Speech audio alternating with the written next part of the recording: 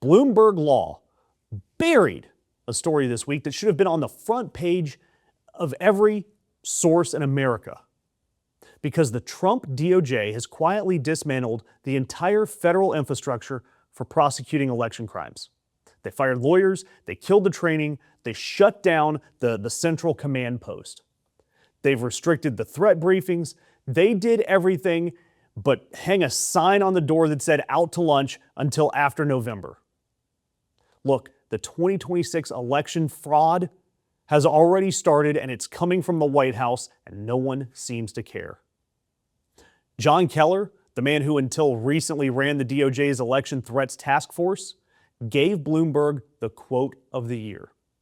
He noted that there is a federal statute that prohibits armed federal agents from being deployed at polling places.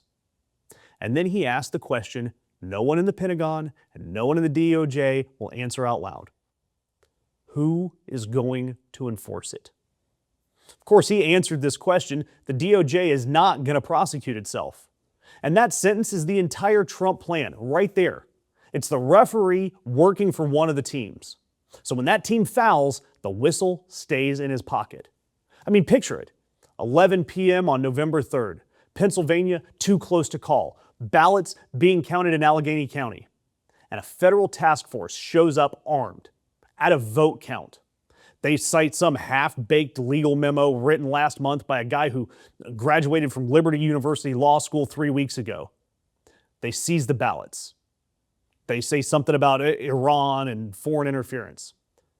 So who stops them? Is it Kash Patel, the guy who's partying all the time and allegedly needs a battering ram to get out of bed?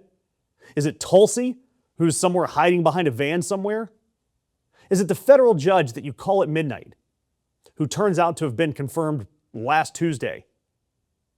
Who's on call? The answer is nobody. The answer is nobody is on call because the call's just going to go to voicemail and the voicemail's full and no one will ever check it. And look, there's supporting evidence for this all over the place, that the steal has already happened. The context in July, the DOJ demanded voter rolls from swing states. You get Colorado, Arizona, Minnesota, Nevada, New Hampshire, New York, Pennsylvania, and Wisconsin. Every single one of them is a state that is important to deciding the presidency. The Brennan Center has documented 3 new federal election task forces openly aimed at, quote, investigating perceived adversaries. One of the DOJ's special assistants already has nationwide authority to investigate election integrity cases with no insulation from political pressure at all. Every piece is on the board. The Trump regime, they're just there waiting on the sidelines for the game to start. And this isn't a game that they need to win.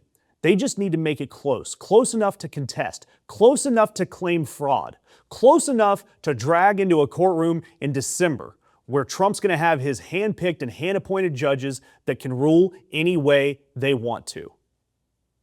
And why have they been telling you nonstop for a year that the other side's going to cheat? It's projection. Pure, uncut, mainlined projection. If Donald Trump walks into a room and announces that the curtains are too short, someone needs to look in his pockets for scissors. Because every accusation out of his mouth about election fraud is just a confession read backwards. They have been telling you loudly how the cheat is going to happen. They just switched the person doing it. And the only defense we have here, the only defense, is visibility. If they need chaos, we need clarity. Vote early if your state allows it. Vote visibly. Know your poll workers by name. Know your county clerk.